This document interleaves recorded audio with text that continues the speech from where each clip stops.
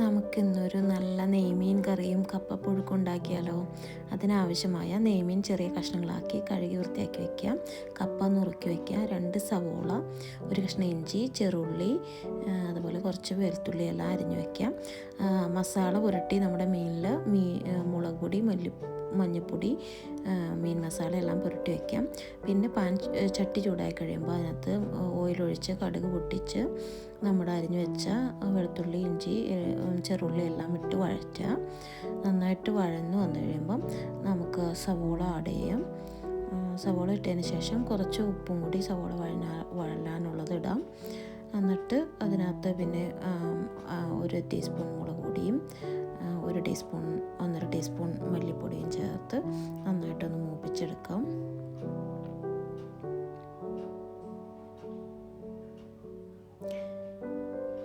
ഇനി ഞാൻ അതിനകത്തേക്ക് ടൊമാറ്റോ പ്യൂരിയാണ്, തക്കാളിയുടെ പേസ്റ്റാണ് ചേർക്കുന്നത്. തക്കാളി ചേർക്കണമെങ്കിൽ നിങ്ങൾക്ക് അരിഞ്ഞ തക്കാളി ഈ സമയത്ത് ചേർക്കാവുന്നതാണ്. എന്നിട്ട് മൂടി വെച്ച് നന്നായിട്ടൊന്ന് വഴറ്റിയാൽ മതിയാവും.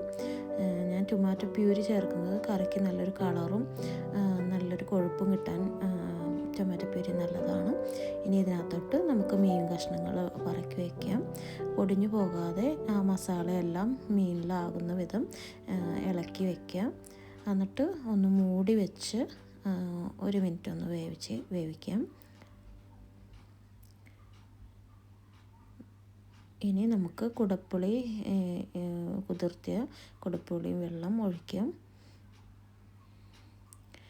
അത് മസാല കഴുകിയ വെള്ളം കൂടി ഒഴിച്ച് നമുക്കൊന്ന് ഇളക്കി മൂടി വെച്ച് വേവിച്ചെടുക്കാം. ഈ സമയം കൊണ്ട് നമുക്ക് നമ്മുടെ കപ്പ റെഡിയാക്കാം.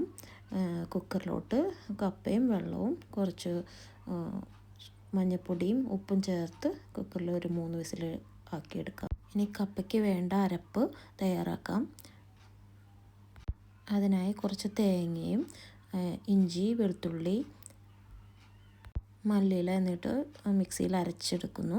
പിന്നെ നമ്മുടെ കപ്പ ഇടാൻ വേണ്ടി പാനിൽ ഓയിലൊഴിച്ച് കടുക് പൊട്ടിച്ച് സവോള ഇട്ട് നമ്മുടെ വേവിച്ച് ഊറ്റി എടുത്ത പുഴുങ്ങിയ കപ്പ ഇട്ടു. പിന്നെ നമ്മൾ അരച്ച് വെച്ച അരപ്പും ചേർത്ത് നന്നായിട്ടൊന്ന് മിക്സ് ചെയ്ത് ഉടച്ചെടുക്കാം.